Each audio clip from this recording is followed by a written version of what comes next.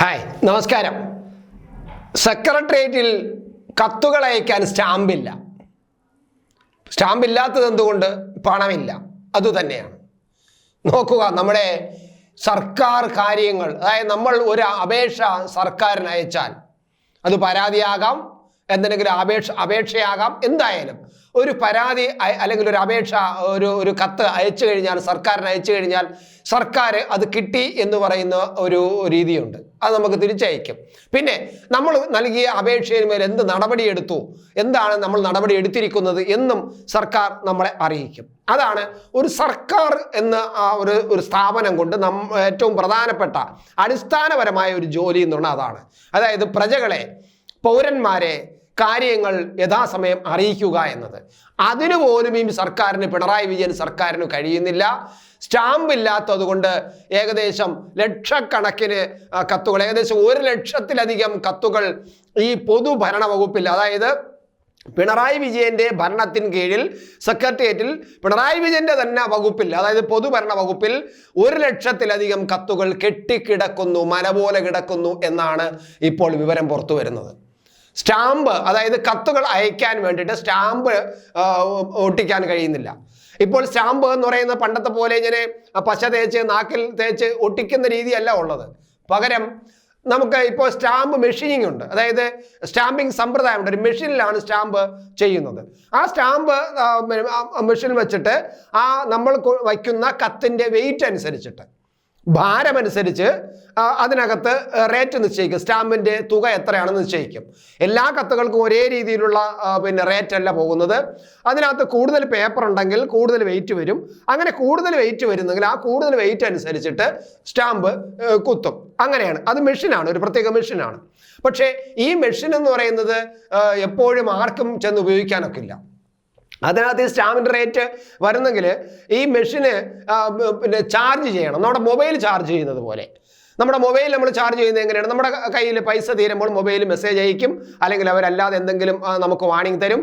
നിങ്ങളുടെ ചാർജ് തീർന്നിരിക്കുന്നു, നിങ്ങൾ റീചാർജ് ചെയ്യുക, നിങ്ങളുടെ പ്ലാനുകളെല്ലാം നടത്തിക്കൊണ്ട് പോകാനും നിങ്ങൾക്ക് ഇടപെടാനും എന്നൊക്കെ പറയും, നമുക്ക് മെസ്സേജ് തരും. അപ്പോൾ നമ്മൾ എന്ത് ചെയ്യും? വീണ്ടും ആ തുക കൊടുത്ത് നമ്മൾ വീണ്ടും റീചാർജ് ചെയ്യും. അങ്ങനെ റീചാർജ് ചെയ്യുമ്പോൾ ആ ചാർജ് തീർന്ന കാലം വരെ നമുക്ക് മൊബൈൽ സുഖമായിട്ട് ഉപയോഗിക്കാം, നമ്മൾ ഡേറ്റാസൊക്കെ ഉപയോഗിക്കാം. അതുപോലെയാണ് ഈ sealing machine, stamp sealing machine എന്ന് പറയുന്ന അതാണ്. അങ്ങനെ ഇതിനകത്ത് റീചാർജ് ചെയ്യണം. റീചാർജ് ചെയ്യുന്നത് എങ്ങനെയാണ്? നമ്മുടെ കേരള ട്രഷറിയിൽ നിന്ന് പണം നേരെ നമ്മുടെ തപാൽ വകുപ്പിന് പോകണം. കേന്ദ്ര സർക്കാരിൻ്റെ തപാൽ വകുപ്പിന് തുക പോകണം.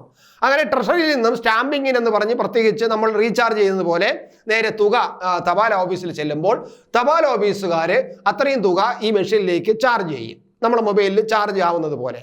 അപ്പോഴേക്കും ആ പൈസ തീരുന്നത് വരെ ഈ മെഷീൻ വെച്ചിട്ട് ഈ കത്തുകൾ വെച്ച് ഇങ്ങനെ സ്റ്റാമ്പ് ചെയ്ത് മെഷീൻ സ്റ്റാമ്പിങ് സമ്പ്രദായം വെച്ച് സ്റ്റാമ്പ് ചെയ്ത് പോവാം. പക്ഷേ ഇപ്പോൾ റീചാർജ് ചെയ്യുന്നില്ല കുറേ കാലമായിട്ട്. അങ്ങനെയാണ് 1,00,000-ലധികം കത്തുകൾ മല പോലെ മുഖ്യമന്ത്രിയുടെ ഓഫീസിൽ കെട്ടിക്കിടക്കുന്നു. ഓഫീസ് എന്ന് പറഞ്ഞാൽ പൊതുഭരണ വകുപ്പിൽ കെട്ടിക്കിടക്കുന്നു എന്ന് പറയുന്നത്. നോക്കണം എന്ത് ഗതികേടാണെന്ന്. ഏകദേശം 6,25,000-ലധികം അപേക്ഷകൾ ഇപ്പോൾ ഈ ജനസദസ്സിൽ കിട്ടിയിട്ടുണ്ട്. അത് മിക്കവാറും പൊതുഭരണ വകുപ്പിലേക്ക് കിട്ടിയതാണ്. 6,25,000-ലധികം അപേക്ഷകൾ. ഈ അപേക്ഷയിന്മേൽ എന്ത് നടപടി എടുത്തുവെന്ന് ഈ സർക്കാർ ജനങ്ങളെ അറിയിക്കാൻ ബാധ്യസ്ഥരാണ്, കടമപ്പെട്ടവരാണ്.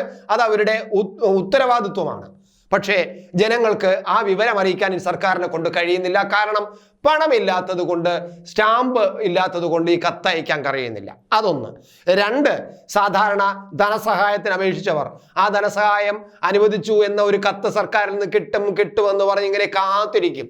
നിങ്ങൾ നൽകിയ അപേക്ഷ പ്രകാരം നിങ്ങൾക്ക് ധനസഹായം അനുവദിച്ചിരിക്കുന്നു, അല്ലെങ്കിൽ ഇത്ര രൂപ അനുവദിച്ചിരിക്കുന്നു എന്ന് പറഞ്ഞൊരു മറുപടി കിട്ടാൻ കാത്തിരിക്കുകയാണ്. പക്ഷെ അതയക്കാൻ നിവർത്തിയില്ല. അങ്ങനെ ഒരു ധനസഹായത്തിൻ്റെ കത്ത് കിട്ടില്ല. ആരോഗ്യ രംഗത്തായിരുന്നാലും ശരി, ഏത് രംഗത്തായിരുന്നാലും അങ്ങനെയുള്ള കത്തുകളൊന്നും കിട്ടില്ല. പിന്നെ വിവരാവകാശം കൊടുക്കുമ്പോൾ വിവരാവകാശം അയക്കേണ്ടത് ബാധ്യസ്ഥയുണ്ട്.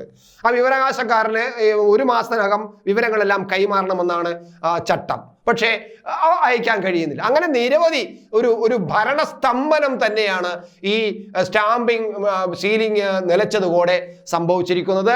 ഏകദേശം ഒരു ദിവസം 10,000-നും 12,000-നും അധികം, അല്ല 20,000-നും അധികം സ്റ്റാമ്പിംഗ് നടക്കും. അതിന് 12,500 മുതൽ 15,000 രൂപ വരെ ഒരു ദിവസം ചെലവാണ്. പക്ഷേ ഇതിനുള്ള പൈസയില്ല. ഇപ്പോൾ 2 ലക്ഷം രൂപ ഈ അടുത്ത കാലത്ത് ഈ ഇങ്ങനെ കത്ത് കെട്ടിക്കിടക്കണമെന്ന് നിരവധി തവണ ധനകാര്യ വകുപ്പിനോട് പറഞ്ഞപ്പോൾ ധനകാര്യ വകുപ്പ് ധൈര്യ നിവർത്തിയില്ലാത്തത് കൊണ്ട് ഒരു 2 ലക്ഷം രൂപ അനുവദിച്ചു. പക്ഷേ ആ 2 ലക്ഷം രൂപ എന്ന് പറയുന്നത് വെറും 8-9 ദിവസത്തേക്ക് മാത്രം. അത് കഴിയുമ്പോൾ അത് നിൽക്കും. അപ്പോൾ ഈ കുന്നുപോലെ കൂടുന്ന 1 ലക്ഷത്തിലധികം വരുന്ന കത്തുകൾ അപ്പോഴും അവിടെ കിടക്കും. ഇത് പൊതുഭരണ വകുപ്പിന് മാത്രമാണ് കേട്ടോ.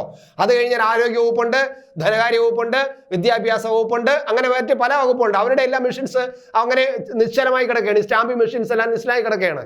ഈ പൊതുഭരണ വകുപ്പിൽ 4 മെഷീനുണ്ട്. 4 മെഷീനും ഇപ്പോൾ നിശ്ചലമാണ്. മറ്റേ വകുപ്പുകളിൽ ഓരോരോ മെഷീനാണ്, അതെല്ലാം നിശ്ചലമാണ്. അപ്പോൾ ഭരണം നിലച്ചിരിക്കുന്നു എന്നതിൻ്റെ മറ്റൊരു ദൃഷ്ടാന്തമായും സാക്ഷ്യപത്രമായി മാറിയിരിക്കുന്നു ഈ കത്തുകൾ കെട്ടിക്കിടക്കുന്നത്.